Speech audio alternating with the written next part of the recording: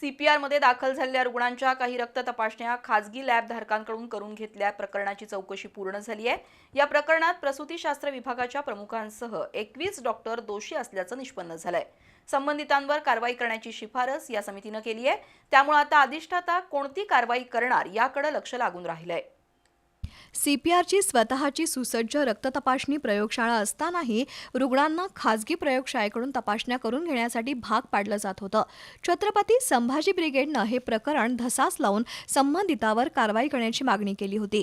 अधिष्ठाता डॉक्टर सदानंद भिसे यांनी या प्रकरणाची गंभीर दखल घेत त्रिसदस्यीय चौकशी समितीची नियुक्ती केली होती। चौकशी दरम्यान प्रसूतीशास्त्र विभागाच्या प्रमुखांसह त्यांच्या वैद्यकीय पथकांची चौकशी केली।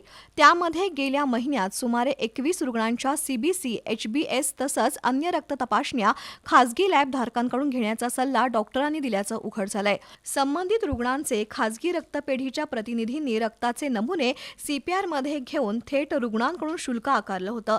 सीपीआरमध्ये स्वतःची रक्त तपासणी प्रयोगशाळा आहे, पण त्यातील काही चाचण्या इथं होत नाहीत।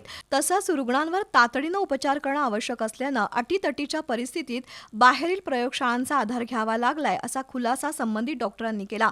मात्र आमची प्रयोगशाळा 24 तास सुरू असून सीबीसीसह अत्यावश्यक तपासण्या इथंच केल्या जातात अशी माहिती सीपीआर रक्तपेढीच्या प्रमुखांनी समितीसमोर दिली। या विरोधाभासी माहितीनंतर चौकशी समितीनं प्रसूती विभागातील डॉक्टरांवर ठपका ठेवत त्यांच्यावर कारवाई करण्याची शिफारस केली आहे। चौकशी समितीनं दिलेल्या अहवालानुसार आता प्रशासन संबंधित डॉक्टरांवर कधी आणि कोणती कारवाई करणार याकडे लक्ष लागून राहिलंय।